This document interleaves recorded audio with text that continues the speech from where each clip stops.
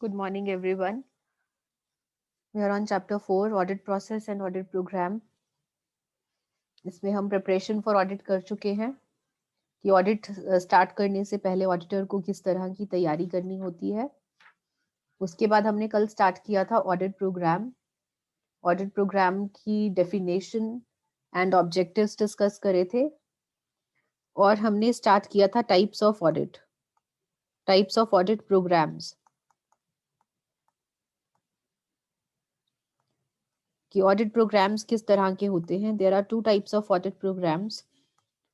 The first one is the standard program and another one is the tailor-made program.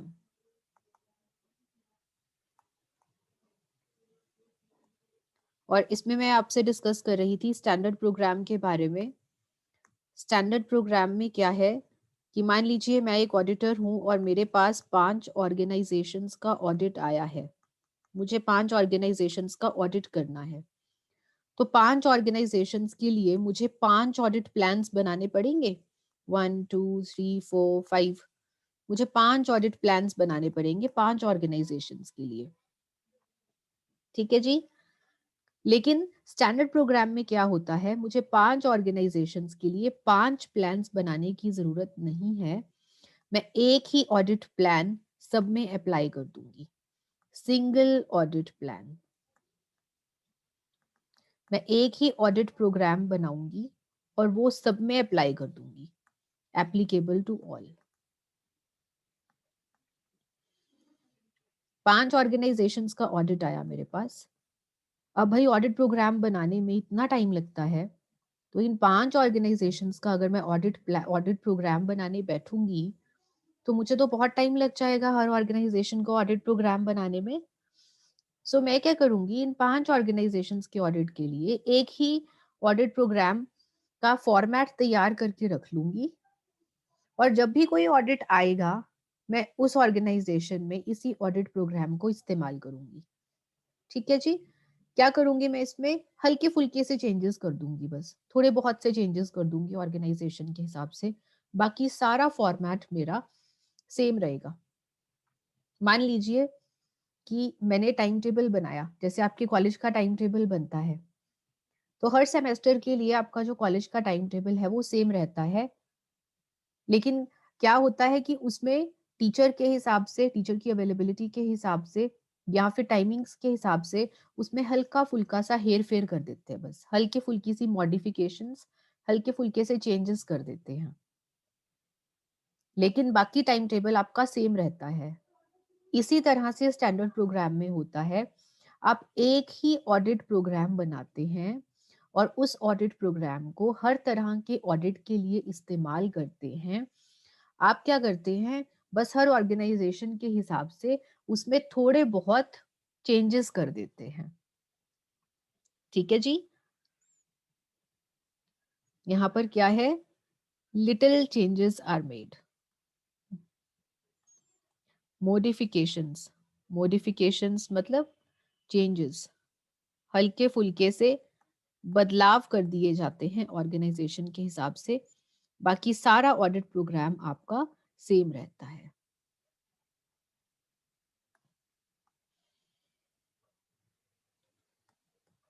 This is standard program, standard audit program. Predetermined program. What is predetermined? Predetermined means पूर्व निर्धारित, पहले से ही बनाया गया एक programme, पहले से ही बना लिया जाता है और हर तरह की ऑर्गेनाइजेशन में उसी को अप्लाई कर दिया जाता है. Second is tailor made programme. Tailor made programme क्या है भाई? टेलर मेड प्रोग्राम में क्या होता है, हर ऑडिट के लिए सेपरेट ऑडिट प्रोग्राम बनाया जाता है. Separate audit programme for every organisation या एवरी ऑडिट. जितने भी ऑडिट्स आएंगे हर किसी के लिए एक अलग ऑडिट प्रोग्राम जब आप बनाते हैं तो उसे आप कहते हैं tailor made programme. Tailor made programme बनाते हुए आप ये सब चीजें देखते हैं, जैसे कि जिस बिजनेस का आप ऑडिट करने जा रहे हैं उस बिजनेस का नेचर क्या है, उस बिजनेस के नेचर, ट्रांजैक्शंस की नेचर क्या है, उस बिजनेस में मेथड ऑफ अकाउंटिंग कौन सा फॉलो होता है, उस बिजनेस का इंटरनल कंट्रोल सिस्टम कैसा है। जो हमने प्रिपरेशन फॉर ऑडिट में पॉइंट्स करे थे, आप उन सब पॉइंट्स को ध्यान में रखते हुए उस ऑर्गेनाइजेशन के हिसाब से एक अलग से प्रोग्राम बनाएंगे which is known as tailor made programme. ये प्रोग्राम फ्लेक्सिबल होता है। फ्लेक्सिबल मतलब लचीला होता है। लचीला क्यों होता है? क्योंकि ऑर्गेनाइजेशन की जरूरत के हिसाब से इसको बनाया जाता है, इसलिए दिस इज फ्लेक्सिबल। इसमें ऑर्गेनाइजेशन की जरूरत के हिसाब से चीजें डाली जाती हैं प्रोग्राम में। That is why it is known as tailor made programme. तो आप ये कह सकते हैं कि भाई ये एक तरह से रेडीमेड सूट है, ये एक तरह से रेडीमेड सूट है। जब आप रेडीमेड सूट लेने जाते हैं तो बना बनाया मिल जाता है आपको, लेकिन आपको उसकी फिटिंग तो करवानी पड़ती है अपनी बॉडी के हिसाब से। तो इसमें हल्के फुल्के से चेंजेस करने पड़ते हैं। जब आप रेडीमेड सूट लेने जाते हैं उसमें भी तो आप बदलाव करवाते हैं ना हल्के फुल्के से, लेकिन वैसे तो वो बना बनाया होता है। तो एक तरह से आप स्टैंडर्ड प्रोग्राम को रेडीमेड सूट के साथ लिंक कर सकते हैं। और जो टेलर मेड प्रोग्राम है वो अनस्टिच्ड सूट की तरह है जिसको आप स्टिच करवाएंगे। This is like an unstitched suit जिसको आप स्टिच करवाएंगे अपने टेलर से। और जब टेलर आपका अनस्टिच्ड सूट स्टिच करेगा तो वो आपके बॉडी की मेजरमेंट के हिसाब से उसको स्टिच करेगा। ठीक है जी।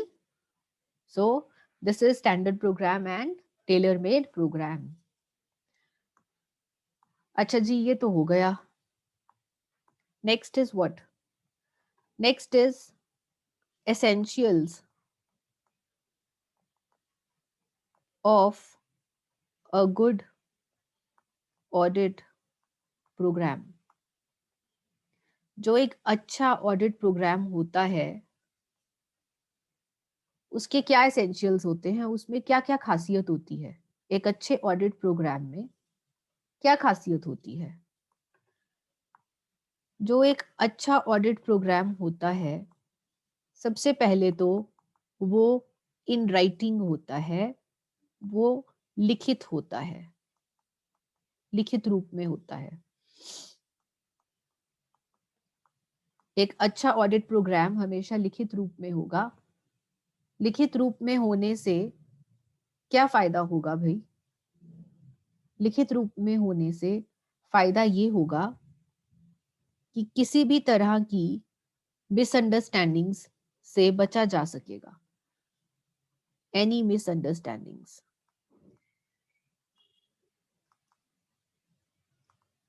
मिसअंडरस्टैंडिंग का मतलब क्या होता है? गलत फहमी।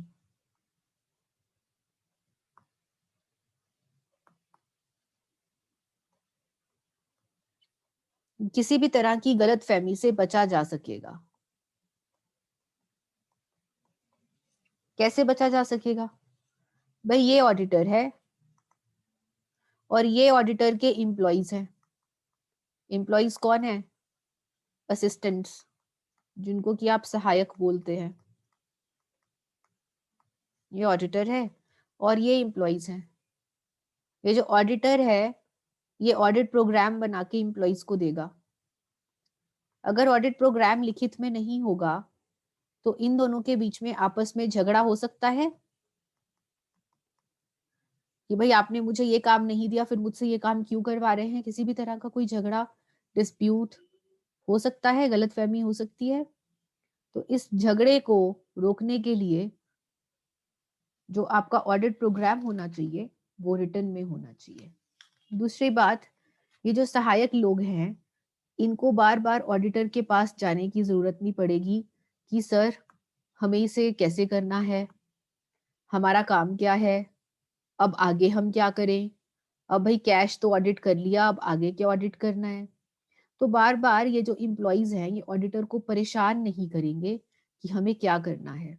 जब सब कुछ लिखित में होगा और लिखित ऑडिट प्रोग्राम ऑडिटर अपने सहायकों को बांट देगा, अपना टाइम टेबल दे दिया ना एक तरह से उनको, तो ये जो इम्प्लॉइज हैं ये बार बार ऑडिटर को परेशान नहीं करेंगे। और क्या खासियत होनी चाहिए एक अच्छे ऑडिट प्रोग्राम में?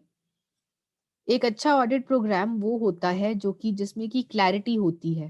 What is clarity? जो कि स्पष्ट होता है, स्पष्टता होनी चाहिए भाई। एक अच्छे ऑडिट प्रोग्राम में स्पष्टता होनी चाहिए।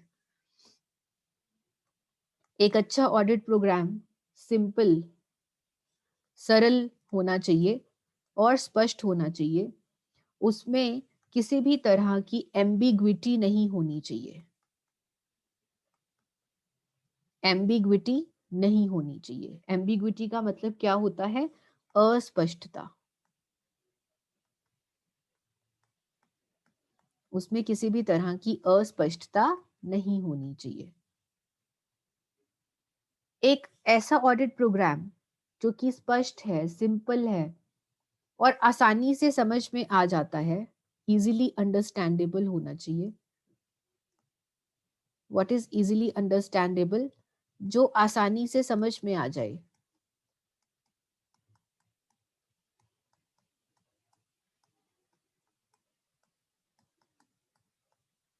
जो आसानी से समझा जा सके, ऐसा होना चाहिए। ऐसा होने से क्या होगा कि ऑडिट के काम में, ऑडिट वर्क में किसी भी तरह का हिंड्रेंस, व्हाट इज हिंड्रेंस? रुकावट, किसी भी तरह की रुकावट जो है वो नहीं आएगी। ऑडिट वर्क में रुकावट नहीं आएगी, टाइम वेस्ट नहीं होगा, टाइम वेस्टेज नहीं होगी। ठीक है जी। तो क्लैरिटी का मतलब क्या है कि ऑडिट प्लान, ऑडिट प्रोग्राम जो है वो सिंपल होना चाहिए, आसानी से समझ में आ जाए, उसमें किसी तरह की अस्पष्टता नहीं होनी चाहिए। और अगर आपका ऑडिट प्रोग्राम जो है वो क्लियर है तो उससे आपका ऑडिट का जो काम है वो बिना रुकावट के चलता रहेगा और बिना किसी टाइम वेस्टेज के चलता रहेगा। तीसरा, एक अच्छा ऑडिट प्रोग्राम ऐसा होता है जिसमें काम का जो विभाजन है, काम का विभाजन अच्छे से किया गया हो।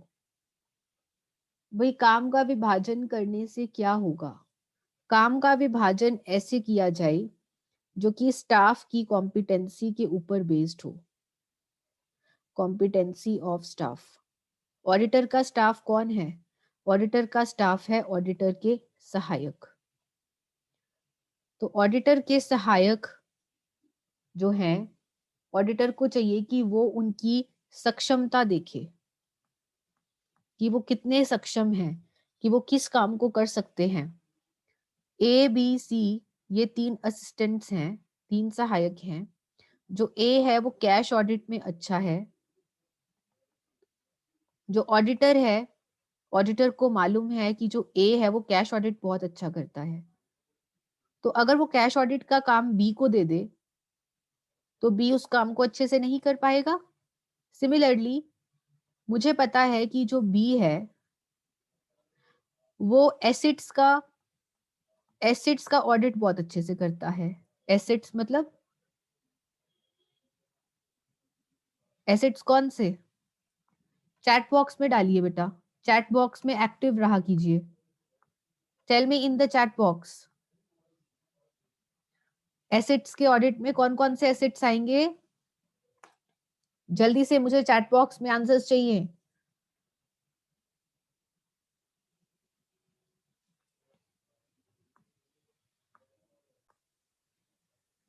Yes, Rajendra is saying furniture. I want other answers to be coming.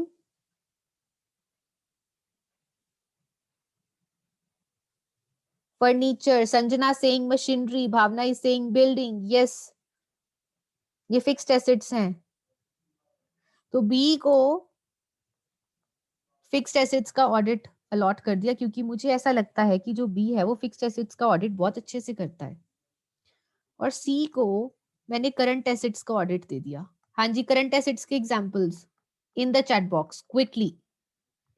Current assets, goods, great Akash.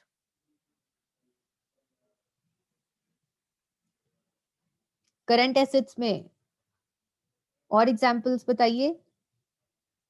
Cash, Rajendra is saying cash, Nishu is saying cash. Yes, of course. और स्टॉक, बिल्स रिसीवेबल, ये सब current assets है। मुझे लगता है कि जो सी है उसमें कॉम्पिटेंसी है करंट एसेट्स का ऑडिट अच्छे से करने की। जो ऑडिटर है वो ऑडिट ऑडिट प्रोग्राम डिसाइड करते हुए, बनाते हुए, वो ये देखे कि उसके जो सहायक हैं उनमें किस तरह की क्षमता है, उनकी क्षमता के हिसाब से उनको काम अलॉट करे।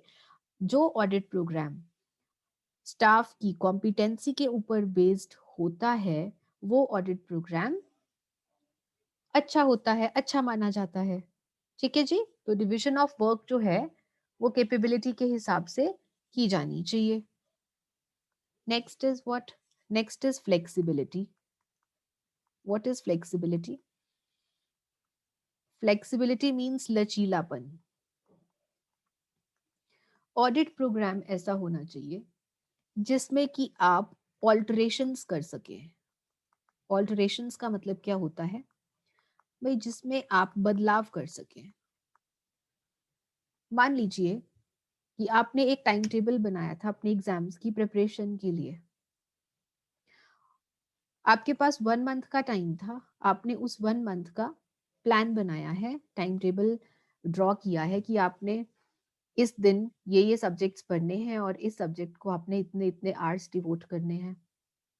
बाय चांस ही क्या हुआ कि बीच में आपकी फैमिली में एक मैरिज आ गई, एक मैरिज का फंक्शन आ गया, जिसमें आपको पता है कि आपको 2-3 दिन आपको आपके खराब हो जाएंगे, 2-3 दिन आप पढ़ाई नहीं कर पाएंगे। अब आप क्या करेंगे? अब आपको अपना टाइम टेबल करना पड़ेगा चेंज। टाइम टेबल चेंज करना पड़ेगा। तो आपका टाइम टेबल ऐसा होना चाहिए जिसमें कि आप हल्के फुल्के से बदलाव कर सकें। आपको क्या करना पड़ेगा? अगर ये 2-3 दिन आप खराब कर रहे हैं तो आप इसको कहीं ना कहीं तो कॉम्पनसेट करेंगे ना।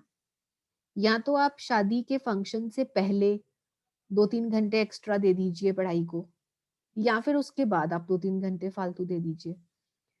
तो इसी तरह से आप इसको लिंक करेंगे ऑडिट प्रोग्राम के साथ। ऑडिट प्रोग्राम ऐसा होना चाहिए जिसमें कि आप बदलाव कर सकें, जिसमें कि बदलाव का स्कोप हो, क्योंकि कभी ना कभी जो प्लान्स हैं वो उस तरीके से नहीं चल पाते। हमने सोचा कुछ और होता है और रियलिटी कुछ और हो जाती है। तो रियलिटी के हिसाब से, प्रैक्टिकल सिचुएशंस के हिसाब से आपका ऑडिट प्रोग्राम जो है वो चेंज हो जाना चाहिए। उसमें ये खासियत होनी चाहिए। Then is policies and provisions. Policies क्या होती हैं भाई? पॉलिसीज मतलब नीतियां, नीति, एंड प्रोविजंस मतलब प्रावधान। ऑडिट प्रोग्राम ड्रॉ करते हुए आप जिस ऑर्गेनाइजेशन का ऑडिट कर रहे हैं उस ऑर्गेनाइजेशन की नीतियां और प्रावधान अच्छे से पढ़ लें। जैसे कि कंपनी के केस में, कंपनी के केस में आप कंपनीज एक्ट पढ़ लीजिए। आपको कंपनीज एक्ट की नॉलेज होनी चाहिए। जिस ऑर्गेनाइजेशन में आप जा रहे हैं उसका एमओए एओए पढ़ लीजिए। सिमिलरली अगर आप पार्टनरशिप फर्म का ऑडिट करने वाले हैं तो आपको पार्टनरशिप एक्ट के बारे में पता होना चाहिए, और साथ ही साथ आपको पार्टनरशिप डीड पढ़नी है उस पार्टनरशिप फर्म की।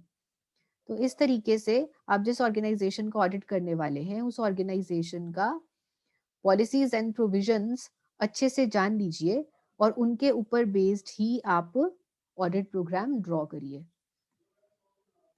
Next is object oriented.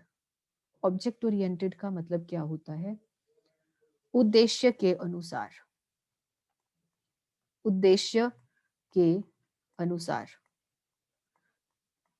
आपने अपने एग्जाम्स का जो टाइम टेबल है वो इस तरीके से बनाया है अपने उद्देश्य के हिसाब से बनाया है। अब आपका उद्देश्य क्या है ये डिपेंड करता है। एक एवरेज स्टूडेंट के लिए पास होना ही उसका उद्देश्य है, और एक जो इंटेलिजेंट स्टूडेंट है उसके लिए 70%, 80%, 90% अबव लाना उसका उद्देश्य है। सो आपके उद्देश्य के हिसाब से बनता है आपका time table. Similarly audit programme भी उद्देश्य के हिसाब से बनाया जाना चाहिए। किस टाइम तक आपको ऑडिट कंप्लीट करना है, आप ऑडिट में क्या क्या चेक करना चाहते हैं, क्या उद्देश्य है, आपने क्या रिपोर्ट जमा करवानी है, आप उस हिसाब से अपना ऑडिट प्रोग्राम ड्रॉ करेंगे। प्रीवियस रिपोर्ट्स, भाई जो पिछले सालों की रिपोर्ट्स हैं, पिछले सालों की जो रिपोर्ट्स हैं जैसे कि फाइनेंशियल स्टेटमेंट्स या फिर ऑडिटर की कोई रिपोर्ट है, पिछले पुराने ऑडिटर की कोई रिपोर्ट है, आप उसको नजर में जरूर रखिए ऑडिट प्रोग्राम बनाते हुए।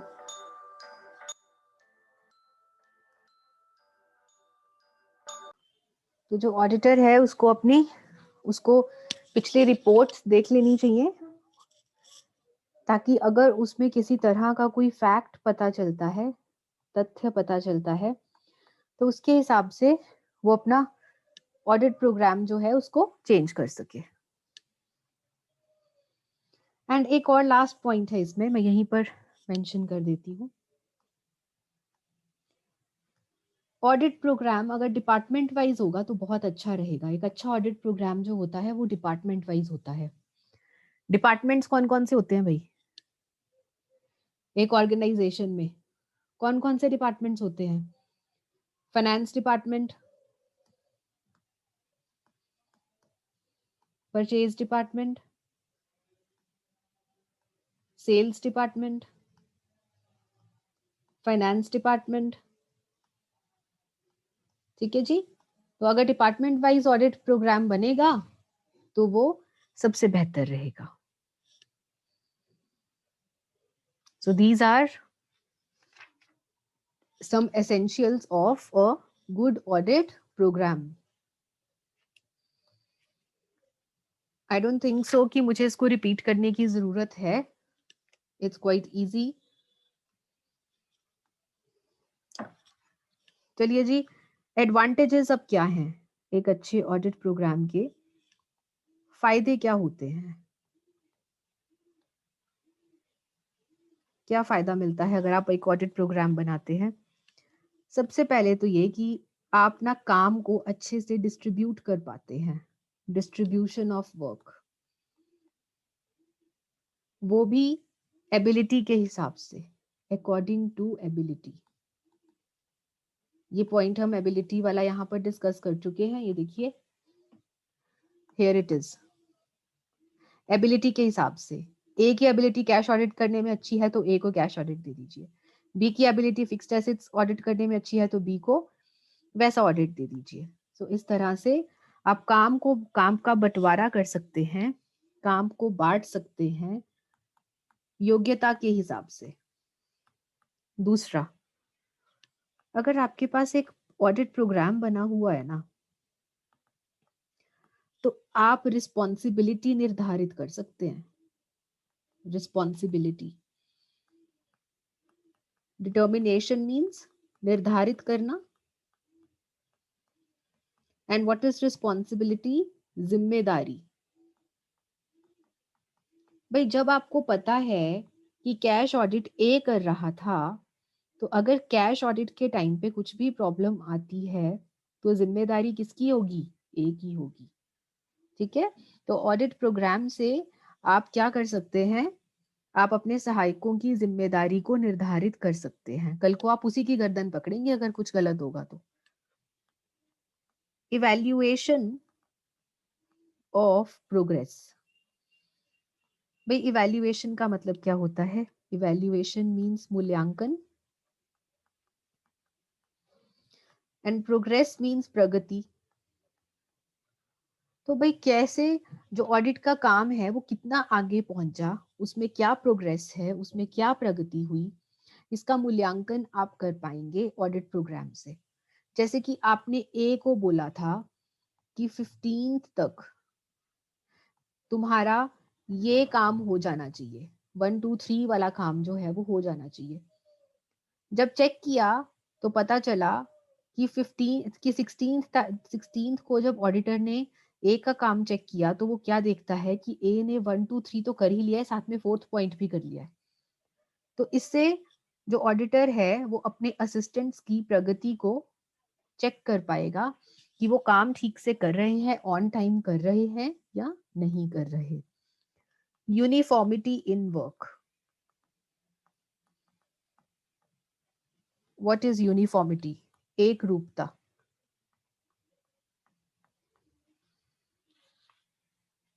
ठीक है जी। क्योंकि आप ऑडिट प्रोग्राम्स आपने पिछले कई सालों के भी प्रिपेयर कर रखे होंगे, तो इससे क्या होगा, या जो ऑडिट का काम है उसमें एक रूपता आएगी, जिससे कि जो टाइम है वो वेस्ट नहीं होगा, वेस्टेज ऑफ टाइम खत्म हो जाएगी। ये एक फायदा है। और क्या फायदा है? No effect of changes in employees. अगर ऑडिटर के सहायक बदल भी गए, मान लीजिए उसके पास एबीसी 3 सहायक थे, इनमें से बी को कौन सा काम दिया गया था? फिक्स्ड एसेट्स ऑडिट का काम दिया गया था।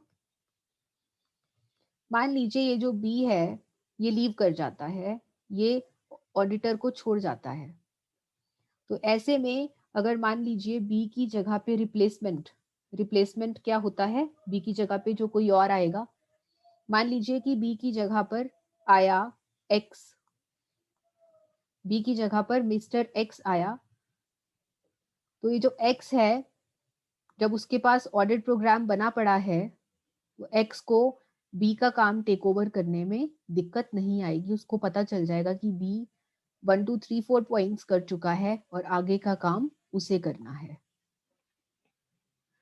Proof in court. ये रही वो ऑर्गेनाइजेशन जिसका आप ऑडिट कर रहे हैं, और ये रहे आप ऑडिटर।